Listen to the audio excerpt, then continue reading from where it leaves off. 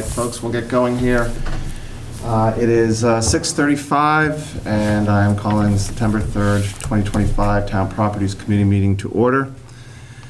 To start off, we have Area 58 here this evening, and they're recording the meeting for rebroadcast on cable and YouTube.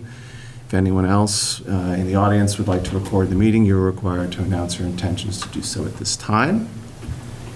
With that done, I actually have two main items I need to address before we get into the substance of the meeting tonight. I'm doing this now at the beginning of the meeting in deference to my fellow committee members so that we'll have a complete understanding as to where things stand as we progress this evening. I've spent 10 years on the Plympton School Committee, and almost all of those meetings have been recorded. No issue with recording meetings, and I'm pleased to have Area 58 here tonight, as it allows residents who cannot attend the convenience of watching this meeting on their own time. That said, implying that there is a lack of transparency because meetings weren't previously recorded is wrong. So is the idea that this is a productive improvement in discourse when you couple it with social media, especially where people get to comment anonymously. To comment anonymously, which is not permitted in any public meeting, is especially fraught with problems.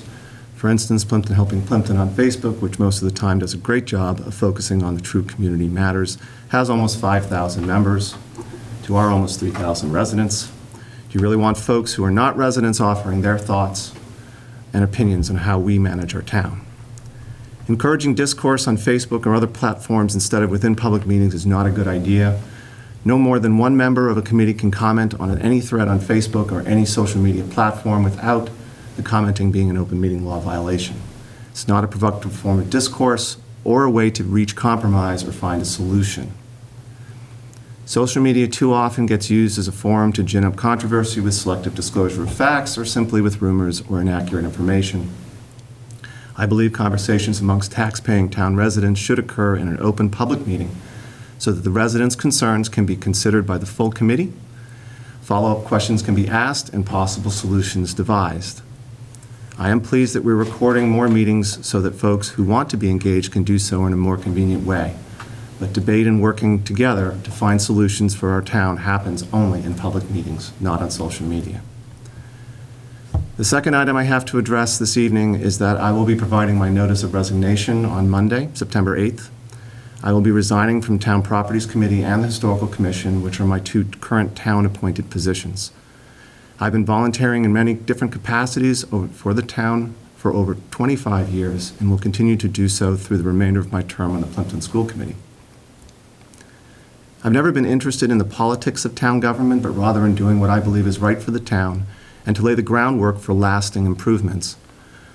On this committee, we have worked tirelessly to do projects right and do them once, quality over quantity, every time. Increasingly, it seems that the politics part of town government cannot be avoided. We saw that with the barrage of comments regarding the fire station project on Plympton Helping Plympton after town meeting. Certain commenters were looking for answers, but a number of the most prolific were not. And they spent their time engaging in organized second-guessing and hurling baseless accusations that this committee of volunteers did not consider alternatives. Nothing could have been further from the truth. More recently, on August 18th, the Board of Selectmen spent 30 minutes talking about a CPA-funded historic restoration project, the townhouse front door. This was Chairman Smith's agenda item, and interestingly, no one from Town Properties was asked to be part of the meeting to make sure all of the facts were made available to board members and residents alike. But you will get them tonight. I do not believe this was an oversight, and it made for much better theater to not have us there. Chairman Smith claimed now people have a better understanding of the project, but I question whether they really do. We never discussed what made up the cost estimate, or that the project had a healthy contingency built into that cost, or that it needed to go out to bid to get an actual cost. After watching that meeting, I'm no longer interested in being subject to Chairman Smith's style of leadership. If this were a paid position, I'd look for another job.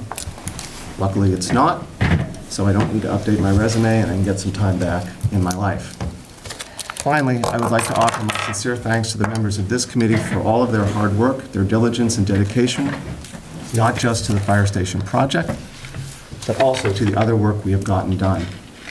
We have a lot to be proud of. So thank you, and thank you for letting me make a statement. Yeah, but I wanted to do it. Well, this was my time. So with that, we can jump to the agenda. And first off, we were talking about membership and possible vote. I think it would be a good idea to have someone step in as chair for when I step down on Monday. So if someone is interested, I would be happy to make a motion to kind of get things started. Any interest, Mr. Wall? With hesitation, if nobody else would prefer to do it, Colleen. Been there, done that. Sorry. Kayla? I think you'd be great for that. I'll make a Okay. motion that we select Mark as the next chair of the committee. Second. All in favor? Aye. Okay, thank you. All right, we have, now that that drama is done, we have a few items to talk about here tonight. We're going to start off with the fire station. So, interestingly, we have not much to report on that front. The state was out here in late May to look over the building. They indicated that they expected to be providing us with a report documenting a number of issues with the building by end of June. It is now the beginning of September, and we have nothing.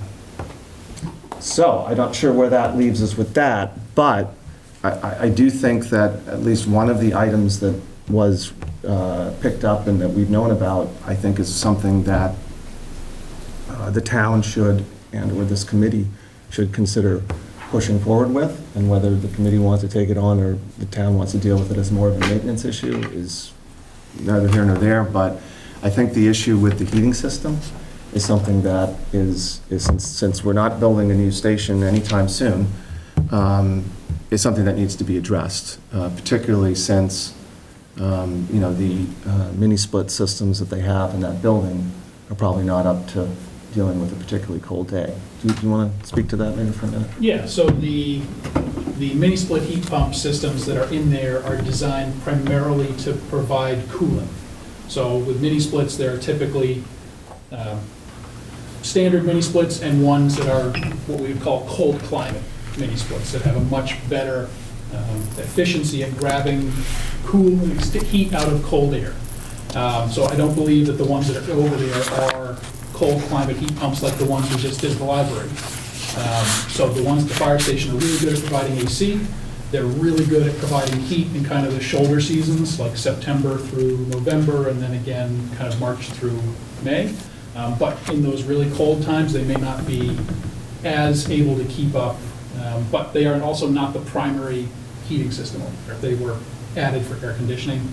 The primary heating system is run with ducts underneath the slab, which is a terrible place for ducts. It's evidenced by the fact that they continually fill with water. We keep having to pump them out, and we're concerned about potential mold, mildew issues there in your heating system. Moving air around the station is not a great idea. So that was one of the things that the state inspector flagged, and he said at the time was a violation and would be noted in the report, which we haven't received yet. So I think it would be prudent to, address that. And we can still maintain the existing furnace that's there. We just need to put in some new ductwork that goes overhead in the attic. And we're only talking about kind of the administrative section that goes into the day room, and there's attic space above that, so it should not be a big project.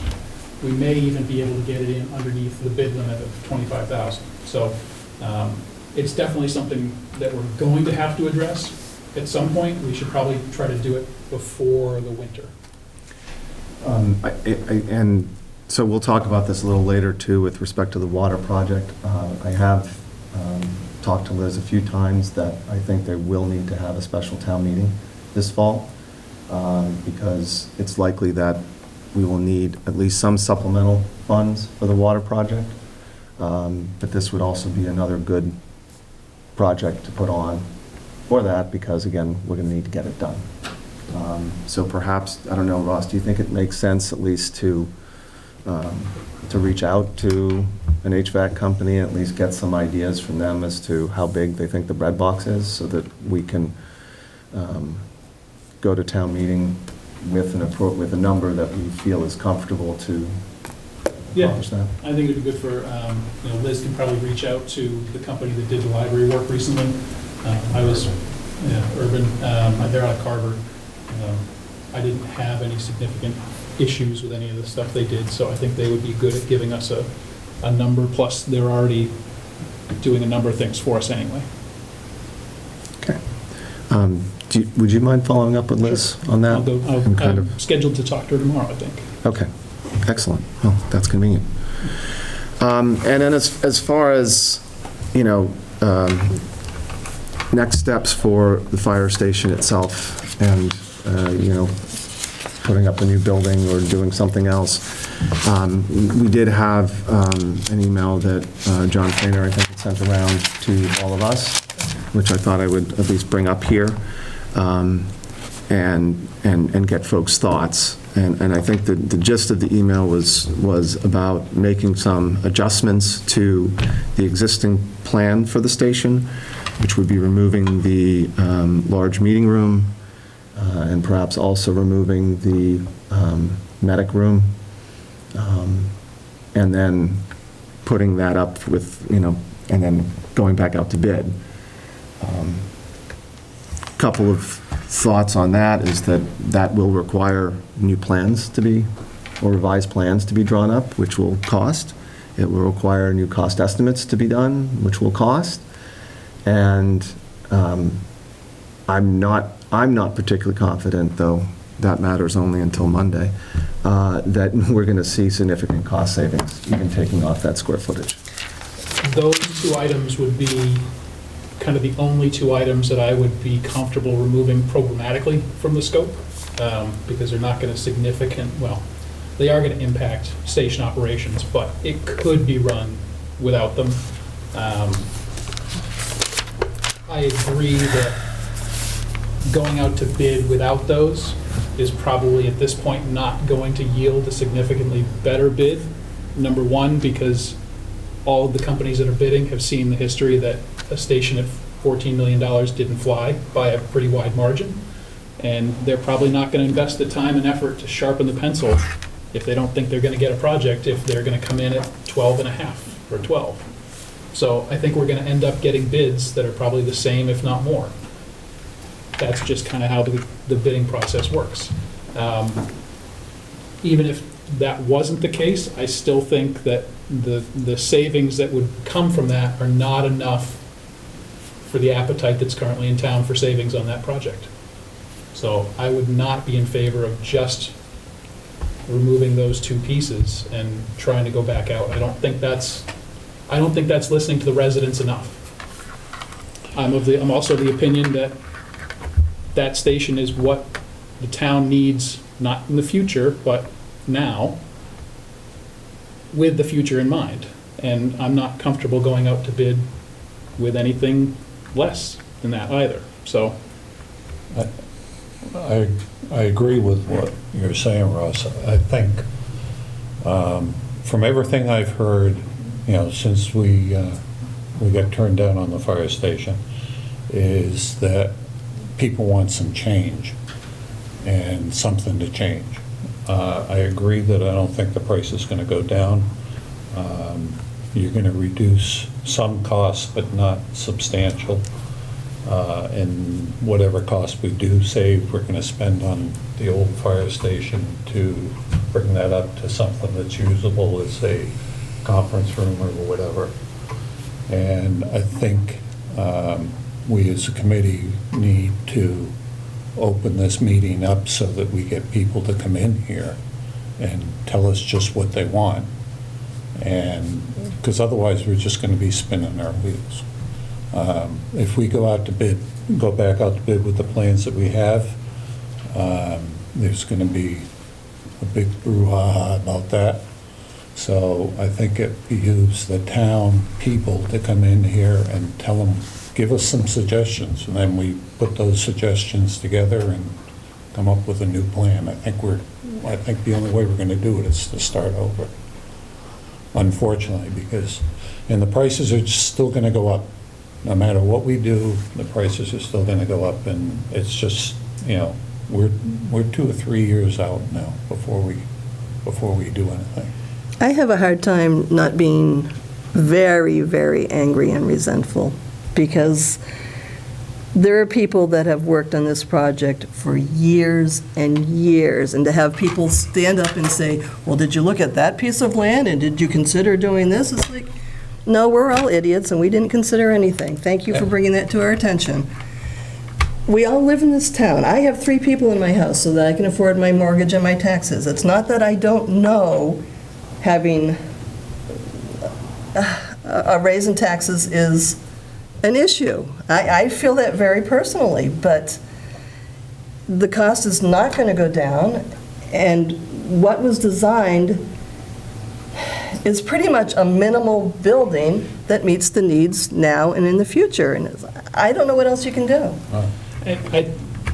I think Mark, you're right, we need some input, and I think, and I forget your name, I'm sorry, you brought up that the last time, that we need some input, and I appreciate you coming back to the meeting, and I wish more people would, and if they can't, please email, write in, send a letter, something, so we can get some feedback from folks as to what direction they would like us to go, or to the Board of Selectmen, and they can convey those to us.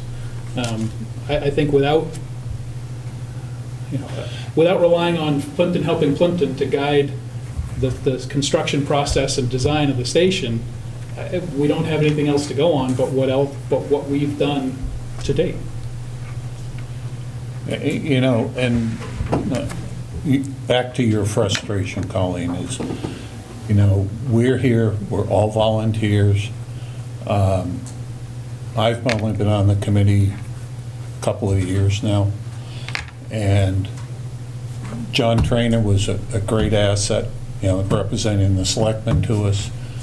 Not to shoot darts at anybody, but where are the selectmen now? Where are the selectmen and the town manager, for that matter, sitting here and listening to this and trying to help us through this problem, because it is a problem. You know, we all, I think everybody on this committee is frustrated. And prime example, you know, we've lost 3 members since this went down. Unfortunately, we've got a new member, and I wouldn't say fortunately. perhaps a future member. It is. It is fortunate.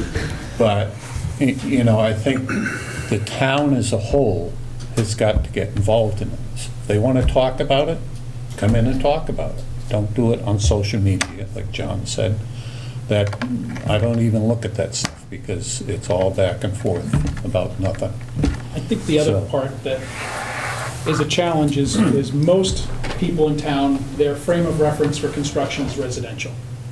That's what they're familiar with, that's what they may have had experience with, and there's a jump between residential and commercial. Commercial's got things like fire protection, you have different access rules and size rules, so there's already a jump. And then you go to public construction, which layers on all the onerous things with prevailing wage and procurement and process and all of the rules that go there.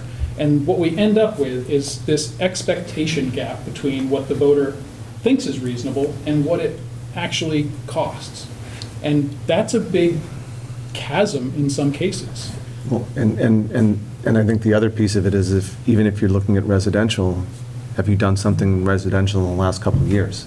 Because that's a big difference between the last couple of years or 10 years ago. Right. I mean, I think I was told by someone in the trades that the cost right now is, the expected cost is $350 a square foot for residential.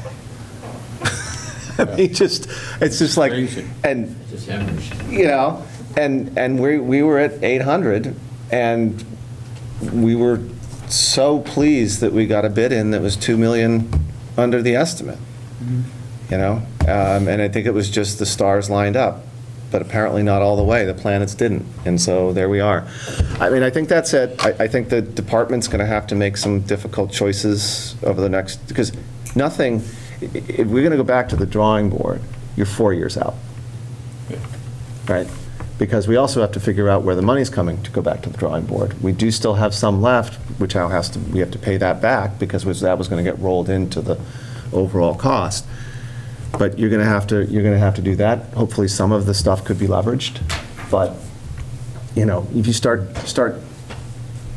taking off parts of the equipment bay, which is where the biggest square footage is, that's you're shooting yourself in the foot for very little savings. It's also, I think people need to understand that a square foot cost in the equipment bay is not the same square foot cost as in the lived-in part of the station or the worked-in part. It's cheaper. It's more like a garage versus the regular house, so. People want to know the bottom line. Yeah. Yeah. And at this point, it sounds as though, rather than go back to the drawing board, does it make sense to look for some alternative sources of revenue within the town? The Board of Selectmen. Well, I mean, if somebody has to make a recommendation.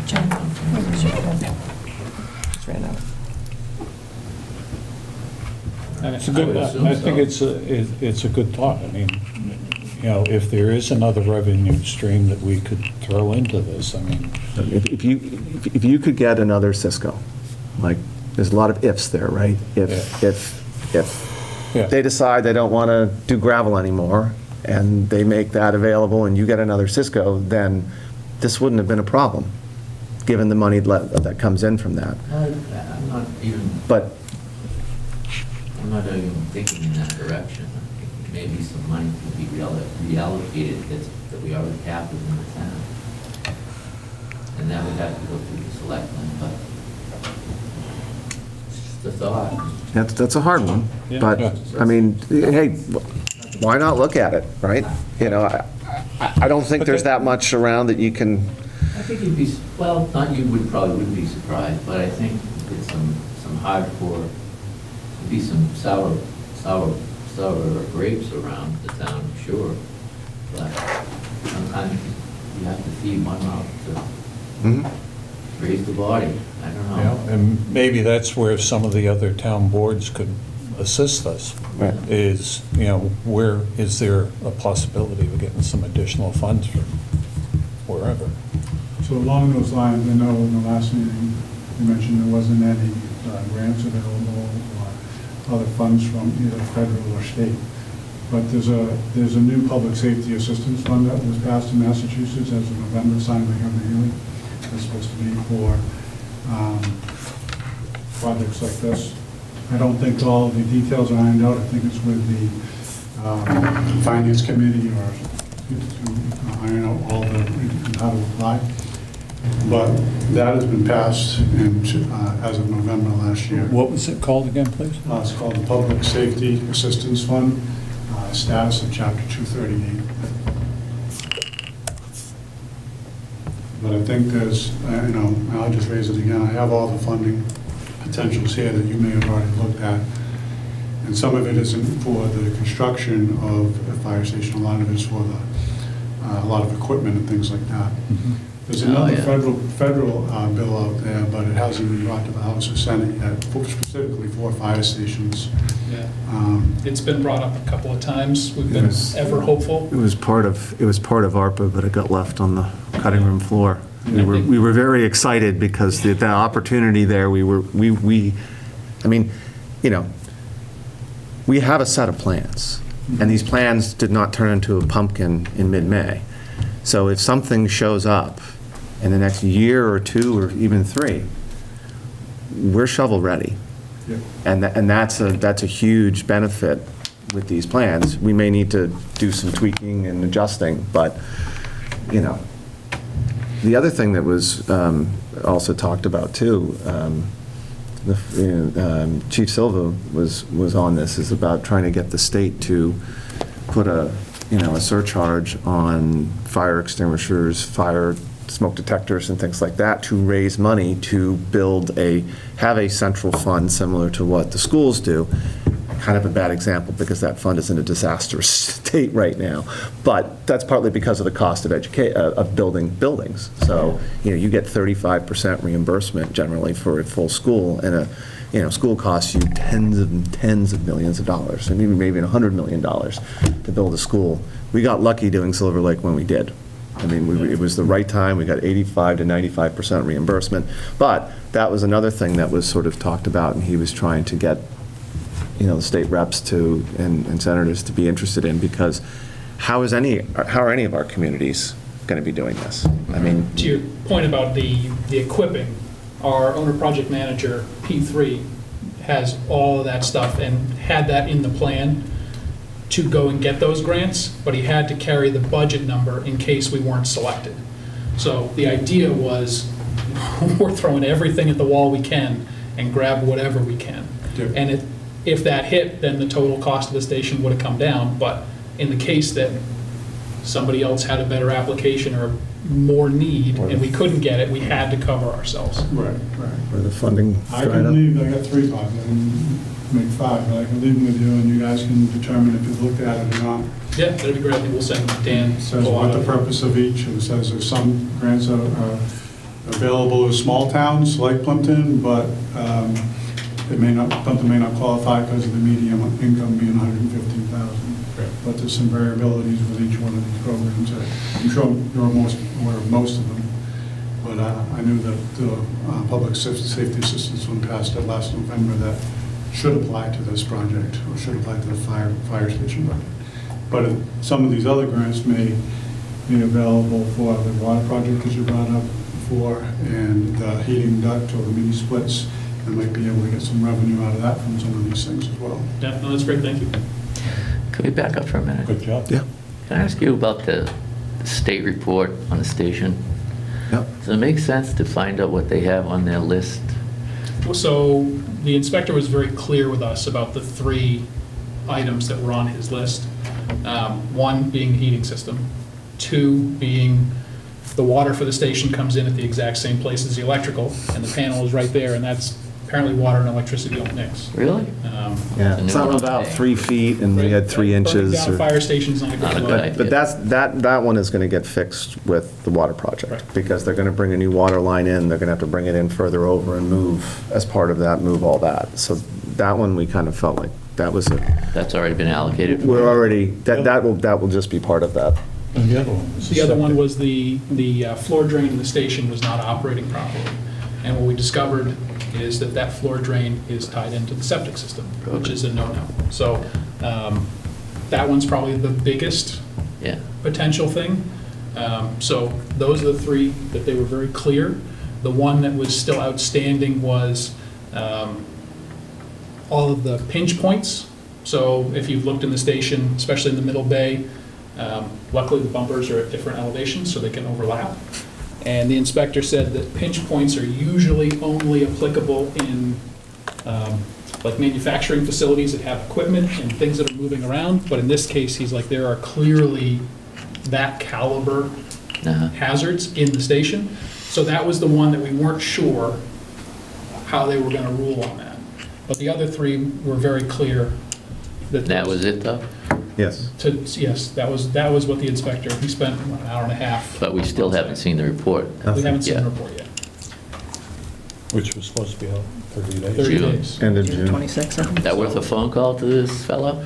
Well, I mean, I'm kind of the mindset that we know the 3 things. One is already going to be taken care of with running new water lines. Yeah. The second one, the heat system. We should can- just be taking care of it anyways. ourselves. Yeah. And, I mean, I kind of like to give ourselves as much time as possible because they generally have a 30, 60, or 90-day compliance window to rectify those things. So the It would be a longer we shame. have, It would be a shame if something else was on there and we didn't know about it.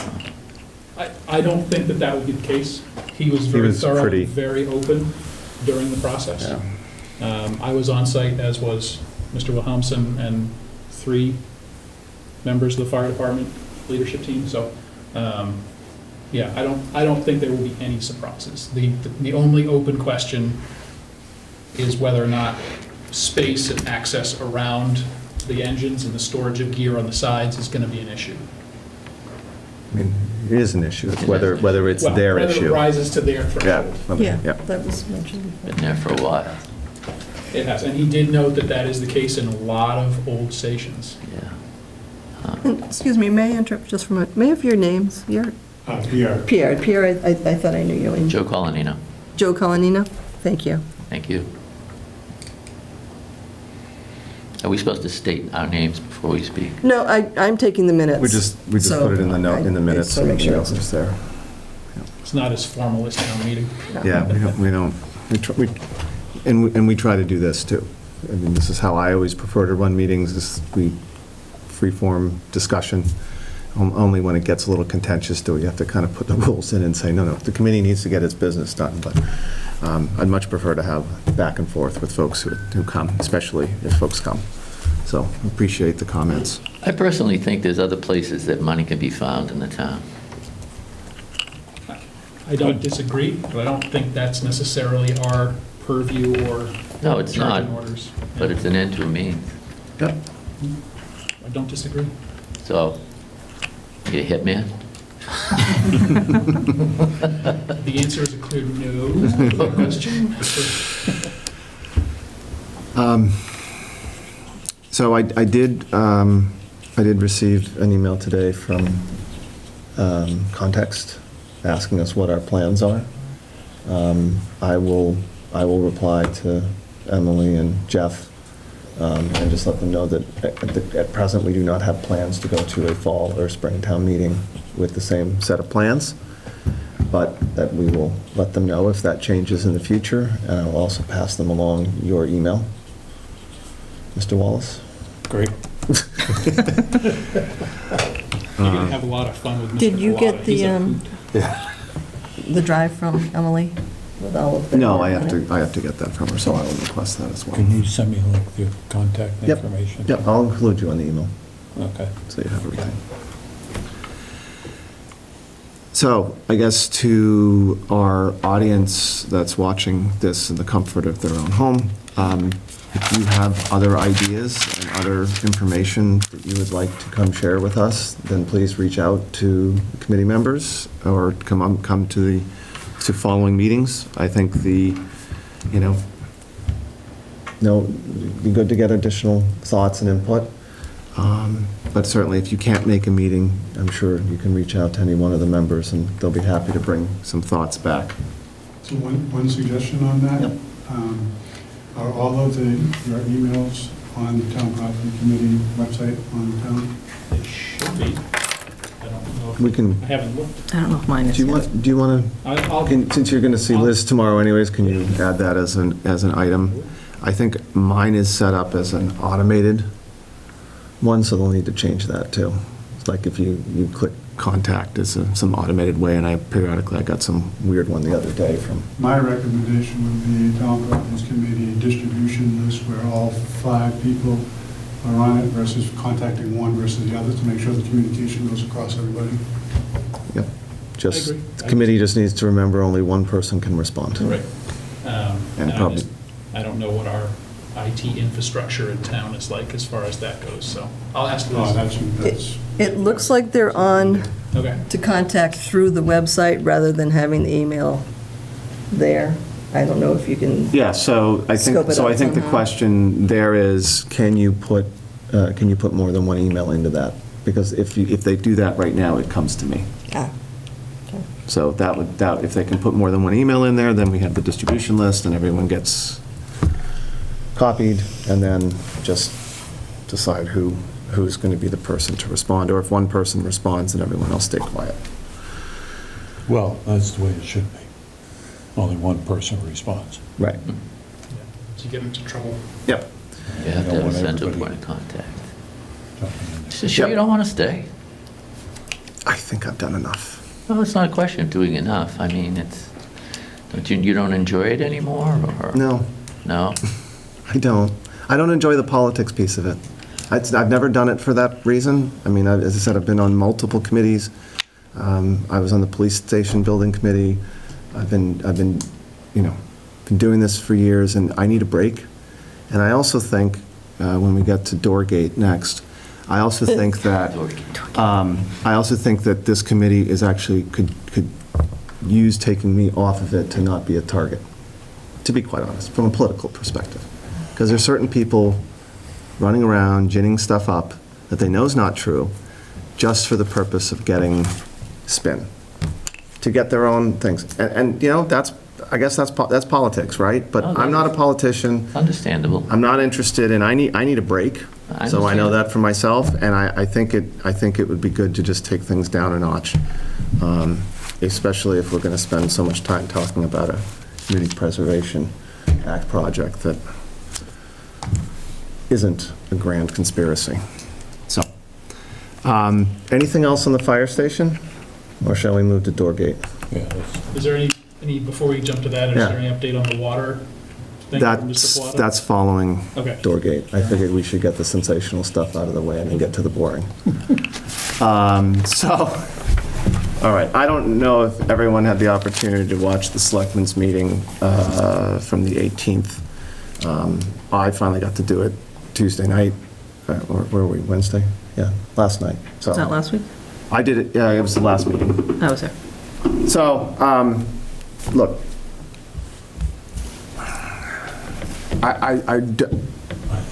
okay. So let's just level set. First of all, this was not anything about an application for a townhouse door. This is an approved CPA project to rectify the fact that the front door is inoperable and lets a shit ton of heat, I shouldn't say that, it's a lot of heat out of the building, and is going to fall apart, just literally in place at some point. We have plaster falling off the walls in there, the floor is asbestos tile, and so this project was designed to be able to do a full replacement of the door, and it's not just about the door, and I'm going to pull up the actual numbers that were associated with the estimate that we used to get the project. I mean, that's, we have to remember this too. But also all around the surround of the door. And so we have a lot of stuff out there that is wood on concrete or wood on stone, and want to rectify that so that we don't have any further rot issues with that. It is dealing with any structural issues and given that the water damage is pretty decent over there, which is why the plaster is falling off the walls, because there's water getting in behind, and do just a full restoration. Is there asbestos abatement as well? There is about $6,000 of asbestos abatement because of the tiles right as you come in. Those tiles that are on the floor there are of course, asbestos. I forget what project it was where we did the testing and it actually came back negative, and we were shocked, because everything always comes back positive. That was the old townhouse. right? Old townhouse, yes, right. And it was approved at town meeting. So it went to town meeting in 2024. It was Article 6. There were 106 registered voters at town meeting, and it was really easy to pull up on YouTube. I pulled it up and watched the vote, and 3 people voted no. So I would say it's overwhelmingly approved by the folks then, and we haven't gotten to it, quite simply because we backburnered it because of the fire station project And the water. and the water. So let me just pull that up. And the other thing I wanted to, while you're pulling that. Yeah, go ahead. I watched the meeting as well, and there was reference to a larger project that was, I think, Yeah, I they have- referenced 170,000. And that one was a much bigger scope. It was not just that we took 170,000 and made it 60. That one was dealing with a lot of water intrusion issues along the front of the building, and I just heard the other day that we have mold in the basement now. Is that accurate? Well, that is the claim. It hasn't been thoroughly So tested yet. We've had water issues in the basement forever, partially due to the front of the building and things not working right. So that bigger number was going to address a lot of those things. Yeah, so let's just get to some numbers, since there were none talked about at the meeting, which is why if we had been able to come, or we had been invited to come and be part of the discussion, which is where I'm particularly irritated about, but, and these are estimates by our architectural firm, so this is not us ginning something up ourselves. We went to the architectural firm and asked them to look at the whole project and come up with estimates. And their goal in coming up with estimates is that they give us a number that we can go to town meeting with, and that we can get the project done within the bounds of that meeting. So they're going to generally be a little bit on the high side, and hopefully when you go out to bid, the quotes come in quite a bit lower. But replace the double door and hardware, figured it could be about $12,000 to do that. Again, this is a historic preservation project, and when you're using Community Preservation Act funds to do a project like this, you're supposed to put back, following U.S. Park Service standards, you put back what you take out. So if you have you have a wood door there, you're supposed to put back a wood door. You can't just run down to Home Depot and grab a metal door and drop it in there. That's not the goal. Repair damaged wood trim work, which is interior and exterior. They put a figure of about 20,000. Repair damaged interior, they talked about 4,500. Hazmat abatement, 5,500. Architectural engineering fee was 9,500, and a construction contingency was 9,000. So already almost 10,000 of that 60,000 is contingency. And hopefully it doesn't even come in the contingency because you get a price in there. So that's what the project that went to town meeting that got approved was about. When were those prices? 2024? 2024. Early 2024? So there's inflation in there that already is going to eat up some of that contingency. And I think it's worth noting for people that may be new to following this committee is that the process that we've been using and that we're continuing to use is that we engage an architect, a design professional, number one, to properly scope the project, especially with a existing building. We don't want to get into a scenario where the builder or contractor comes back to us and said, oh, that wasn't included. Oh, that's going to be extra. If we have a really clearly defined scope, we don't run into those things. So right off the bat, we start off on a better foot funding-wise. And on the back side of the project, that same person, as part of that fee, is holding the contractor accountable for every single scope item. So when we did the roof project on the townhouse here, our architect went back and forth multiple times, refusing to sign off on things because they weren't done. And so this process ensures that the town gets full value for the hard-earned money that we're having to spend on things. So yes, it might seem like a big line item, but in reality, it's probably saving us that amount or more in unforeseen costs or having to redo work at another point because something got missed. So I just want to set that out there that there's a reason why we do it, and it's actually to make it cheaper. You know, because a number of years ago, we replaced the roof here before town properties because it was leaking. So they put a new roof on. And that next winter it leaked again because the roof was not the issue. The flashing was the issue. And so when we did this section of the roof and pretty much more that side of it, because they just did this, there's really three sections to this roof. Think of the old building, the middle, and the back. We did the back, and we incorporated this middle section as part of that project. There was a lot of work done for, you know, do gutters and flashing and all of that piece of it, and it doesn't leak anymore. And that's why we look to do that, because while we have different levels of expertise about building and construction and things like that, I am certainly not an expert, and nor do I have the time. You know, I don't have the time to go and run around on the roof and look to see that every little thing is done, nor are some of the things that are being suggested or done things that I would necessarily know to even look for. But, you know, it is proven very well worked well for us. We've done this building, we did the old townhouse, complete re-roofing of that, insulation issues, deal with water damage, you know, and we've had very good luck with that. But the bigger project, really just almost a completely different project. This was like sort of the soup to nuts in the front of the building. And so here's just some of the work that we were planning to do there. And that Community Preservation Committee asked us to find a smaller price tag, so we focused just on the door.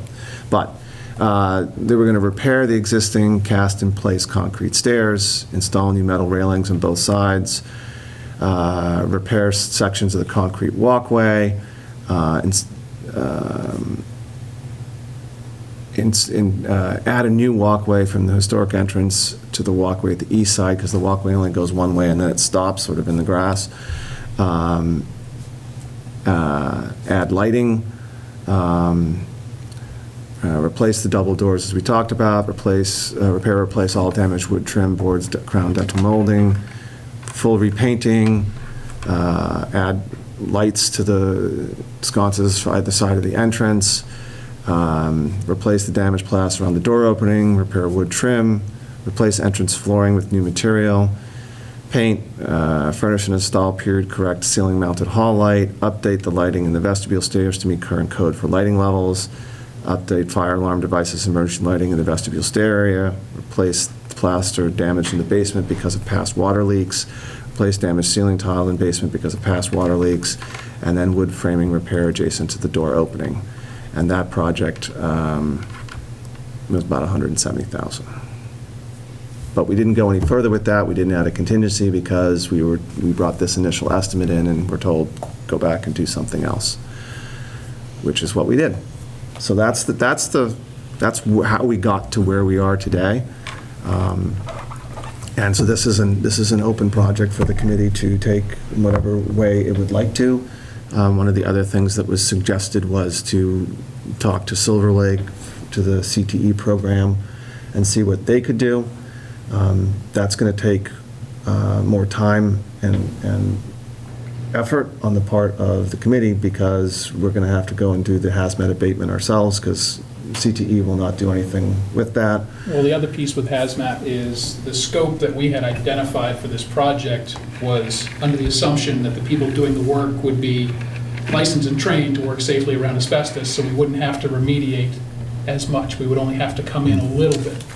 But I don't think that it's prudent to have the kids from Silver Lake working around a spot that's still got asbestos in it, especially if they're not trained to do it. And from my understanding is that Silver Lake CTE program only does new construction, primarily for the fact that they don't have to get into existing structural things, hazmat situations, other things like that. So I'm not sure that they could, but even if they could, we would have to abate a whole lot more to the point where I would be anywhere near comfortable letting them do that kind of work. I don't think I understand the reasoning for the thought process, but I think in this practical application, it's a dangerous idea. So, and to be honest, the additional abatement that would be needed would probably be more than having it done by somebody else. Not to mention the future liability issues. It's a can of worms that we don't want to go anywhere near. These professionals have their own insurance. Yeah. We rely on that. They're trained, they're licensed. These kids, one of That's them it. gets sick, it's on us. But, Yeah, For the sake of saving a few bucks, no, it's not worth it. It's not worth the spend.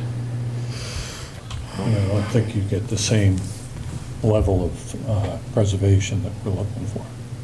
You know, They don't Yeah. have, and this is not a knock on them, because No. these are dedicated young people who are pursuing a career in this field, and I applaud that, because we need more of them.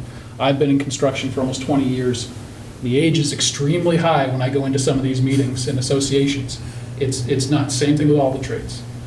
But they also don't have a lot of the experience they need to deal with some of the historic things that we're going to run across in a project like this. And especially with the hazmat situation, that's a red line for me. the problem that I see is the way the $170,000 was conveyed to the public was essentially, how can they spend $170,000 for a front door? Right. That's how it came out. It's the oversimplification that it was Yeah. $60,000 for a door, which A is door, probably, it's not the exactly. whole story. No, of course It's not. And again, it comes back to, people need to ask the questions. You know, come in here and ask the questions. We sit here, all our meetings, we have these discussions, and we come up and we throw it around and we come up with what we think is the best solution, but if people aren't gonna put their 10 cents worth in now, don't come later and do it. Well, It's just, and this was discussed, unfair. this was discussed not only at town properties, but it was discussed at the Community Preservation Committee. And then it went to town meeting. And I got up and explained what the purpose of this article was for. And 106 people had not a single question to ask. Now, that's typical in town meeting. Well, though, it can be. I mean, It's- you know, you know there's how it is. there's a level of trust that we've done the work ahead of time, I think, is how town meeting tends to go. And if you don't have that level of trust, then it goes south really quickly. It's also a level of fear. People just don't like to speak up. Well, it's also, the dollar amount was probably not at the threshold that somebody felt was worth speaking up to. Worthy, yeah, true. I mean, Yeah. plain and simple, 60 grand is a lot of money, I'm not debating that. I'm just saying. $170,000, a lot less than 14 million. No. So hopefully now. So where does it stand now? Yeah. Well, I mean, we- the selectmen have voted against it? is No, that right? the selectmen voted to encourage the town properties committee to be as fiscally responsible with the project as possible, which I'm not sure why that's any different than how we would behave anyways. In my mind, it's So- the same. Initially where this came up before the selectmen's meeting, there was a request for us to vote to give the money back. From who? One of the selectmen thought that we should just give the money back to save money. It appears, based on what Community Preservation Coalition says, is you can't do that. And that the only way to do it is to go back to town meeting and have town meeting vote to undo the project. That said, when I was approached about bringing that before the committee, I said, well, I'll bring whatever you want me to bring before the committee, but I can't promise you how they're going to vote. And personally, I'll probably vote against it, because I don't think it's a good precedent. I mean, this is a project, everything was done with it, and, now our meetings are recorded, so you'll be able to have that too, but absent the recording, we have detailed minutes that are probably going to be more detailed than the recording itself. And so all of it's there. And I understand people are busy. I get that completely. And they can't be involved all the time. But I don't think that this was really what this was. I don't think that this whole thing blowing up or getting this excitement was anything to do with that. I think it was a convenient thing to kind of put out there and make it sound like something bigger than it is. So the money's there. The committee has the authority to move ahead with it if you see fit. Did anybody go up and hold a spreadsheet in front of the selectmen and say, this is where your $170,000 is going? Well, it's only 60. Yeah, 60. 170 was the That's out project the we window? decided to. Yeah, no, That's not- that was out the window at the first Community Preservation Committee meeting, because, so what you do is you put in an application about now. It's about time, I think the applications are open. So if you have a project that you want to do, you put in and fill out an application and explain the project, and then come in with estimates. And you then go and meet with Community Preservation Committee and talk through the project with them. And then you get feedback from them about how they feel on that. And certain members of the committee wanted us to do the full project, and were very adamant about it. But other members of the committee felt that it was too big of a number, and that we should take it in stages. And so we dialed back in a subsequent. We changed the application basically and said, no, we want to focus on the part that we really need to fix, rather than kind of doing a restoration of the front of the building. if you And want to. recently, you presented the pared-down version, the $60,000 version to the Board of Selectmen? No. No. So we had well, kind of. So we went through Community Preservation Committee. You have to get their approval for them to recommend an article to go on to town meeting warrant, which they did do. As part of the process for getting ready for town meeting, Finance Committee and the Board of Selectmen all sit and look over all of the articles and have the opportunity to ask additional questions, and then they vote their recommendations about whether to proceed with that article. And I believe the vote was unanimous for both FinCom and Selectmen, which is then printed on the warrant. And then when we went to town meeting in 2024, like, this is what I mean. This is not a new thing. This didn't happen 3 weeks ago.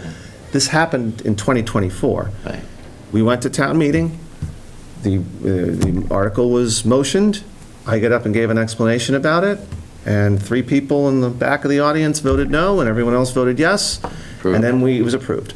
And then we have not done anything with that project simply because we were devoting a majority of our time to the Okay. fire station project, and we had a roof project going on here and some other things. Okay. So this is a year and a half old, already approved, So it's ready to move on with a $60,000 budget. correct. So can we go ahead and do it? Yeah. Yeah. It's, the money's there, it's the committee's, go for And the it. only way that it could be changed is if the selectmen put an article on the next town meeting to take that money away. Yeah, or I guess special And it town gets meeting, approved. or special town meeting if we have a special. Yep. Has anybody indicated to anybody on this panel whether that's something that's in the future, the near future? That was, the selectmen's motion was for us to be prudent with the money. Be prudent with the money. Well, that's, Which So- was our plan A to begin with. I would imagine. So we've done that. And I think when it comes time for us to be able to focus on this, that we would proceed as we would have proceeded anyway, with the best interest of the town at heart. And when I say best interest, I mean balancing that with the cost of today versus the cost of fixing it in the future, Mhm. one or multiple times, of what else. Water is never great for buildings. If water is getting in somewhere, there's a cost to fix that, and if you don't fix that, you then have to fix where else the water is getting to. So it's looking at it with that lens of, what is it gonna cost right now? Do we have to do it right now? And I think the do we have to do it right now part, yes, we've put it off for a little while because we've been focusing on some other things. So I don't see any harm in not going forward with it tonight and putting it on our front burner. I think we have a few other things, especially with the water project and wrapping up a few other things, seeing what the town wants to do in regards to the fire station that would take precedent over that. So I think it would be status quo that we will continue to act in the best interest of the town fiscally, and when it's the appropriate time to move it forward, we would. And that seems to be now. I don't know if it is now. I mean, it's been brought up by the selectmen, so I would be interested in their feedback beyond what was at the meeting. I don't have anything beyond the meeting and beyond the original. Well, And request. do we actually need anything beyond that now? I don't think you do. If they said to act fiscally prudently, and it's our intention to do so anyway, then I think we should have a motion and move forward with it. Do we have somebody ready to do it for 60 grand, or has it cost residents? It has not gone out to bid yet. Yeah, it doesn't go out to me. Oy vey. So you don't know if the 60 grand would still fit the bill? Correct.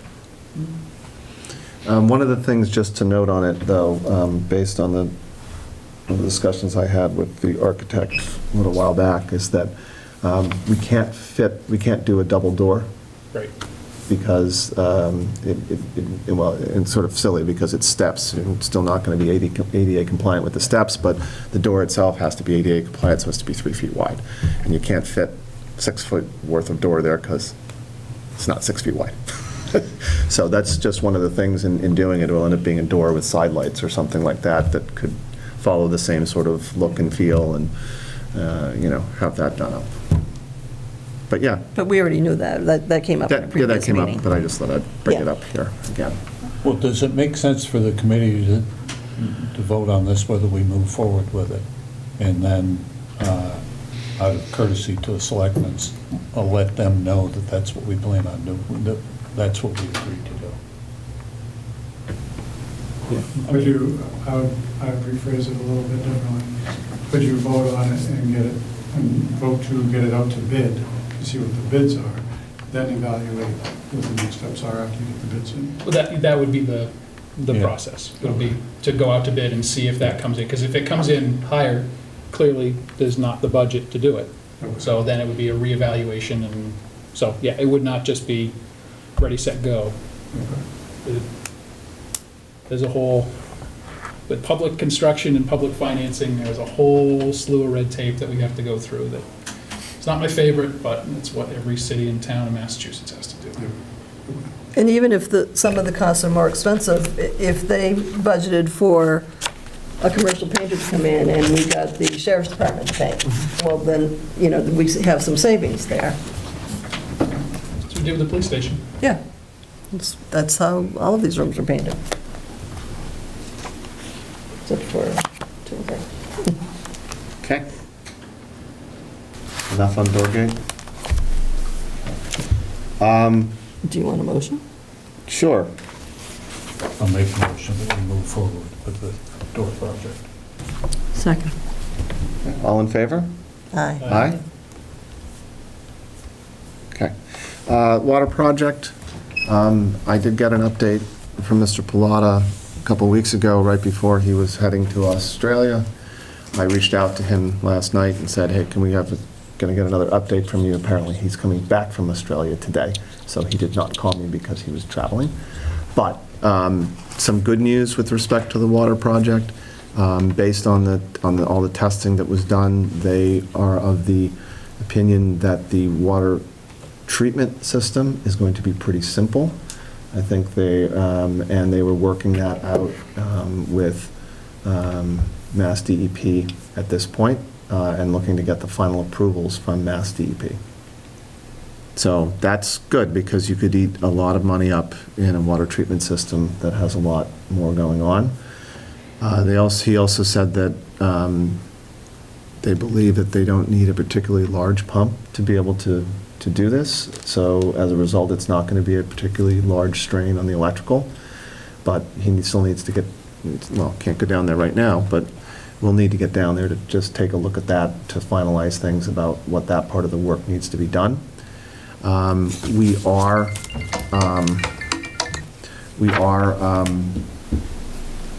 do have to be cognizant of the deadline for the funds of the county, so. Which is the end of the year. Spent. So I think you'll have to work with Dan about how to break the project up in order to, if it does have to creep a little bit into the next year, that we make sure we drain whatever we need to out of the county funds. But until we get the final approvals from DEP, you're not going to be able to go to bid to be able to get the full cost and expectations on that. So there's going to have to be some coordination between the town and special town meeting and going out to bid to be able to get the bids in, to be able to then go to town meeting and get any supplemental funds that are needed to finish off the project. And so really there's two big pieces to the project. One is the water filtration system in this building, which will then, the water will come up to this building, and then it will go out to all the other buildings, including back down the hill to the town barn. So all of the municipal buildings on the complex will have treated water from a public water supply. And then the other piece is getting the water everywhere. So I do have so Dan, right before he left, he sent me the plan, and it's the same damn plan that we've been getting, which means that it doesn't have any of the comments on it, so I apologize, my printer does not like printing parts of that plan. And then I get one, you guys can take a look at it if you're interested. Thank you. Pass it around. But, so I've remade the comments on this, which I will then provide back to Dan for them to update. So a couple things, if we start on the left side, the library, they of course have the water line going into the library in the children's room, which is on a slab, so that's not going to work. My guess is they're really going to need to get back around to the old part of the library on the south side of the building, which is where all the water is anyways. So that's where they need to get to. Let me ask you one question about that. Yep.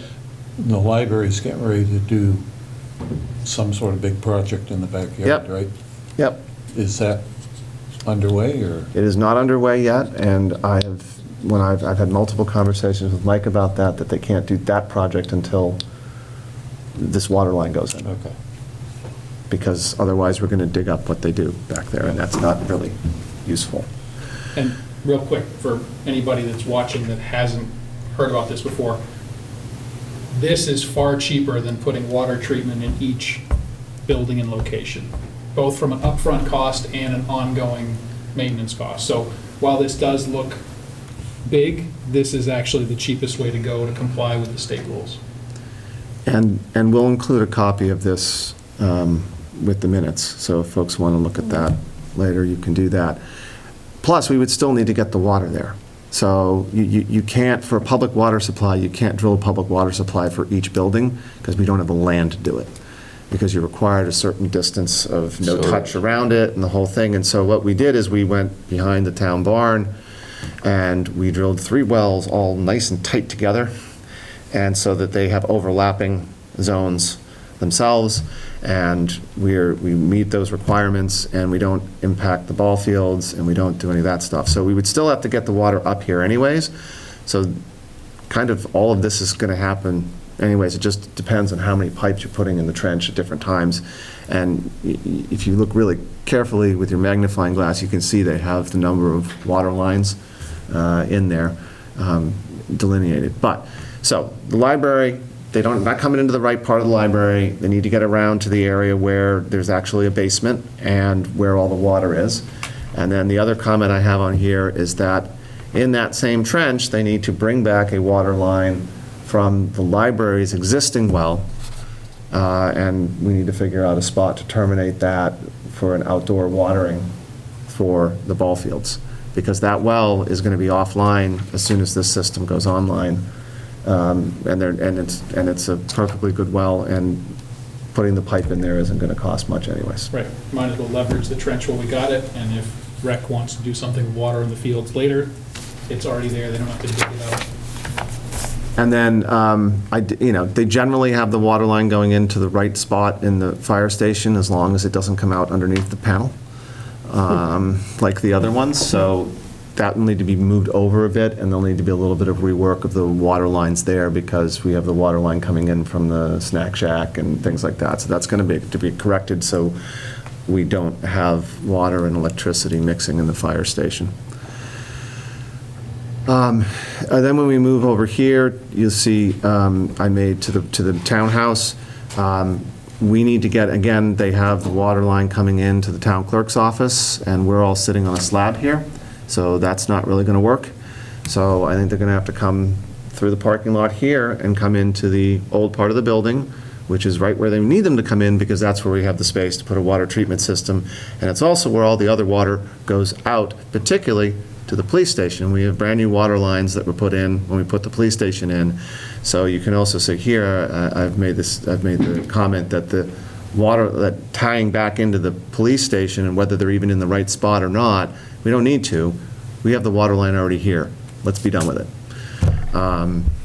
We also probably want to make sure that this water line doesn't preclude us from using this piece of land where we were proposing to do a fire station, should one be in the future. So it looks I like... can use that screen. If you want to move your pool and spring over, I could shoot that your screen. You can shoot my screen? That way, people can see it. Okay. If you would like. Good. You can leave it right there. It's fine. Great. And it does look like they have a stub line still in here. So for whatever we do with this other space here, whether we put a fire station there or a revised fire station, the time to put that in is when everything is all open, and not doing it again later, because the trench is already open. So it looks like they have it on here, but I have a comment just to make sure that that is correct. I count the number of lines and it ends there, and so there's no reason there should be the extra one. So, and then, You lost me there. Where's the Running. one for the fire station? So The new fire any station. potential, like right where it shows it trying to This come is- into the police station, Yeah, we would leave a stub here Yeah. so that okay. future can down the access road, that if we way. did something, we don't have to open anything else up Yeah, I again. get that, but that's not what this is, right? No, that was a line Okay, that shows so it we- going into the police okay. station, which it doesn't need to. Right. It comes from the townhouse. Okay. Got it. and then the last comment I have on here is for the town barn. I believe when I talked to Rob a while ago, so that's fine to come into the town barn there, but I think they can actually leverage, because they have 2 wells at the town barn right now, an old dug well and an artesian well. And I believe he was of the opinion that we could tap into existing water line there and take the artesian offline, because it's not a very good well. Right. And that we might even be able to do that on the other side of the parking lot, so they don't have to dig across the driveway. But that needs to be followed up, so that one of you will have to take that as a follow-up, just to check in with Rob on that, Yeah. and make sure that he's comfortable with where it's coming in, because I'm just not as familiar with the town barn as I am the other buildings. Okay.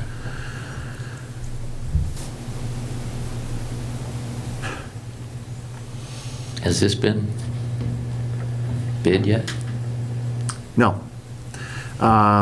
So all the well work and all of that work is done or being completed, and so they're coming up with the bid docs and the plans to be able to go out to bid, both for water treatment and for all of the pipe laying.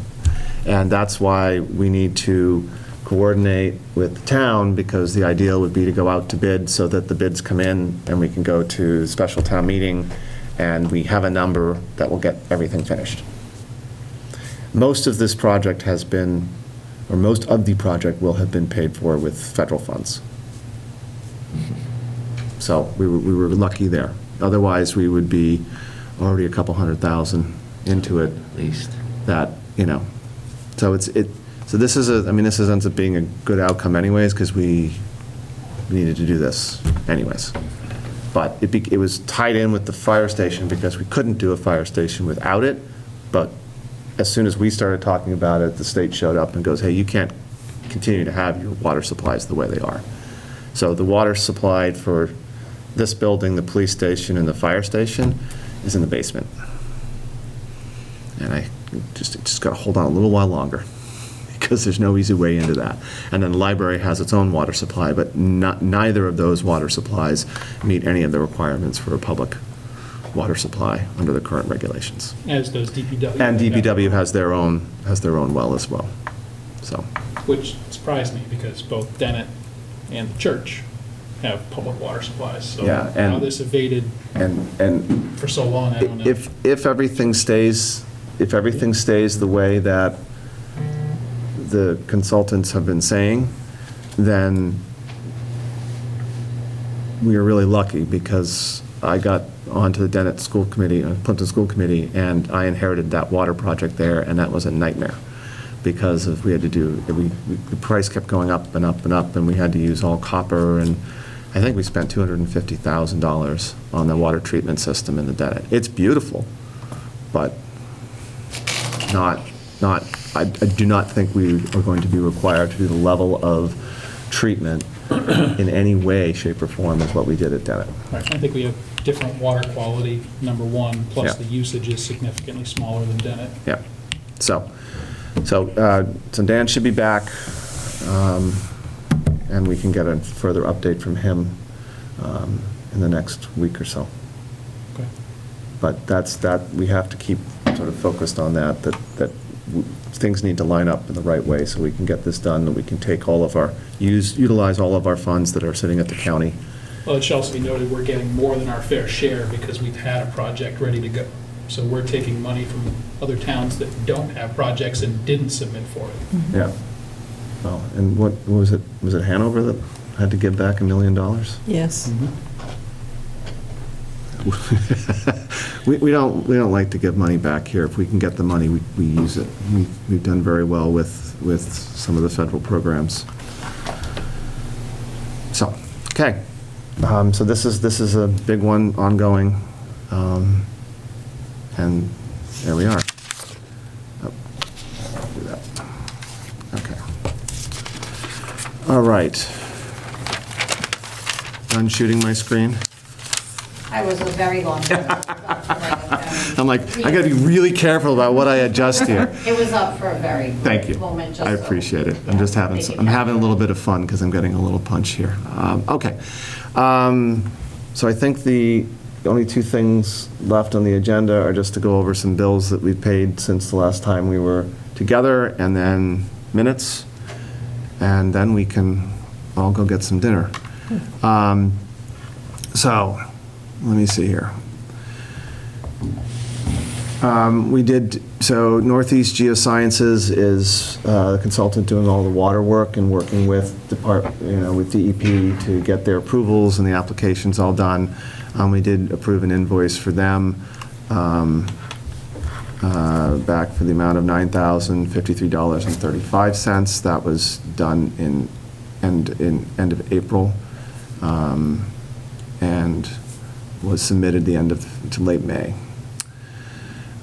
We had some invoices. For Cushing and Sons, the well drillers. So they did additional work for doing the tests of the wells.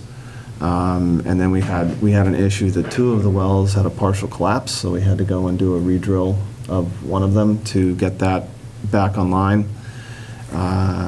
That's all done? That's all done. This was an invoice that we did, that we paid $10,714, and we sent that for payment also end of May 29th. And then we had two other invoices from Cushing and Sons for a total of $16,908. One of those was from April, and one of them was a leftover one from back in August of '24, but total of $16,908, and that was sent in for payment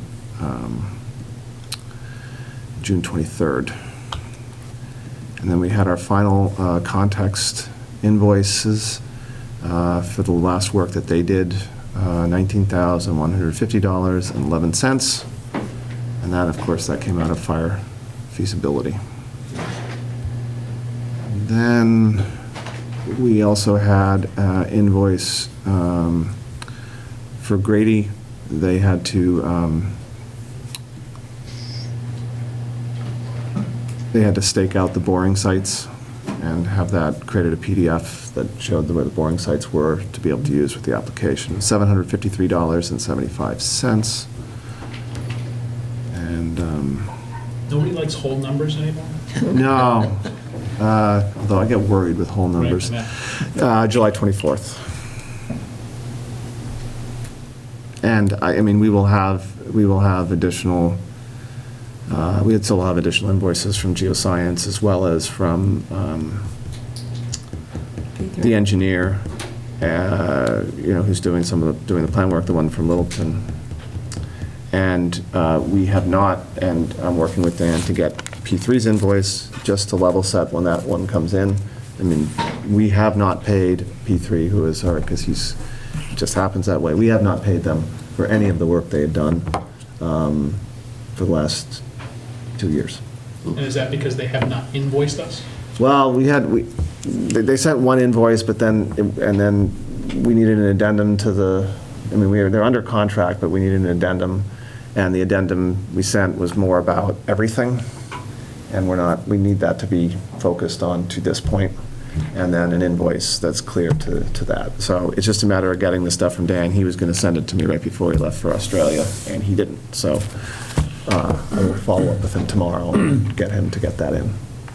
So Nice level of trust he has with us then, I guess. Yeah, I mean, and just for clarification, I mean, so he's been doing, not only did he do a lot of the work, did they do a lot of the work with the fire station, but we ended up doing a bunch of work, because as part of the fire station project, if you recall, we were going to replace the septic field. And so we had to do all of the work with that, and so on and so forth with that. And then he's also taken on all of the work with respect to the water project, because couldn't do the fire station without the water. Board of Health required that we have a new septic field put in, so we were going to do that. And that's probably still going to need to get done at some point, so that's not total throwaway, but, so we will have all of those plans and stuff, but there isn't the money to do it right now, so. And that's now the Board of Health's problem, right? Well, it's not ours, no. So, I mean, but I think they came up with a really good plan, and it would be much better, and it wouldn't be a forest over the leaching field. But we've got something on the shelf that can be used. Yeah. Whoever's purview it is. Yeah. Okay. So that leaves us with minutes. Did folks get a chance to look at them? I know they came just a little while ago, but I only made it through chapter 7. Sorry. See, because I was in that park. okay. Well, we can put it off, or if you're, So I went through the April 21st minutes pretty well, so I'm comfortable making a motion to approve those as written. I can second that. All in favor? Aye. Aye. And I assume you're abstaining since you... I didn't get a chance to read them. I was still out before I just saw the email when I pulled into the parking lot. And, yeah, and you also... But I was there, You also so- weren't, you were there, but you also weren't a committee member Right, at the I wasn't time. officially a member. So do you want to hold the May 28th minutes so Okay with folks can read minutes. them? Yeah. I think Okay, so. so let's do that. That's great. Anything else? Any other topics? We need to schedule the next meeting, right?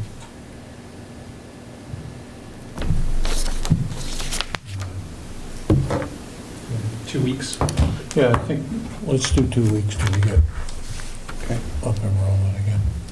And I can send you some information so that when you get the meeting posted, we can let Area 58 know and they'll assign someone, so I can send you that contact information for all of that. Okay. are we moving to Wednesdays, or are we going back to Thursdays? We've been Thursdays Yeah, for years. Yeah. I think Thursdays could, well, So the I 18th? don't know. What do you think, Colleen? Caitlin? I'm the newbie, I will, I'll go whatever you say. Thursday's fine with me, Wednesday's fine with That's me. fine. Yeah. So, 18th? 9/18. And so what I would do is I would tomorrow reach out to the town clerk's office and just let them know that we would like to use the room, that you would like to use the room here for the 18th, so that you get it reserved, Oh, is that the 18th? or whatever the date Yeah, was. it is. Yeah, it's 18th. Nothing's on the calendar for the town right now, which is good. So that's part of the new, That's all right. it's part of the new challenge, because if we want to record it, it's easier to record it here, they don't have to bring equipment and all of that, so better to just do it in this room if we can. Okay, All right? so And so- 9/18 at 6:30. And so Mark knows the meeting has to be posted by Tuesday for the Thursday. I'm going to send him an email. You can with- do it early, can't you? You can do it You earlier, can do it yep. early, yeah. Who do you post it with?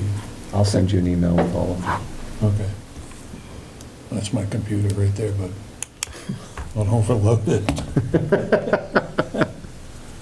Okay. Okay, All right, anything else? I'm going to slip out just before 8. now, yeah, Oh, I got nothing. we want to try and get him on the committee if we can. So how do we do that? so do you still want to, do you want to run away, or would you still like to be part of this? Yeah, I'll try it out. Okay. How Well, about you? You Pierre? interested? I would be interested, I can't do Thursdays in the wintertime, though. can adjust. Yeah, we can adjust. How many members are we allowed to have? 7, isn't You can, I think you can have what you want. They just have to adjust it. You just don't want to get too big, just because then Yeah. you start having quorum issues. it? Yeah, But, you know, if so we we- get 2. if you go to 6 and you can put out the word for a 7th, and you Yeah. get some more additional, Expertise. If you're interested, we'll, you know, Sure. you can certainly help us out, both of you, you know? So they need to, so I think we can do, so a couple things. One, I would make a motion that we recommend to the Board of Selectmen to add these 2 fine gentlemen to the Town Properties Committee. okay. Second. All in favor? Aye. So I think what I would recommend doing is sending an email to Liz indicating... Okay, I'll go talk to Liz. Yeah, and go talk to, go talk to Liz about it, and then they can add that to their agenda, maybe for their next, well, the meeting is, Monday. they could add it to their agenda for Monday, or they could do it at the next meeting. Okay, you've got his name, right? You can give me, okay. Okay. What's today? Wednesday, right? So we Yeah, can do so they that. could, they So we already do that posted the tomorrow. agenda, but they could amend it. Yeah, what is it, 2 days before it or something like that? Yeah, since it's Monday, they can change it tomorrow. Yeah. Okay, Right? very good. So I'll And- take care of that for both of you. And now we hit 8 o'clock. Oh, well. So I would be very happily entertain a motion to adjourn. So So moved. And a second? Second. All in favor? Aye. Thank you. Thank you, everyone. Thanks for joining. Thanks for watching.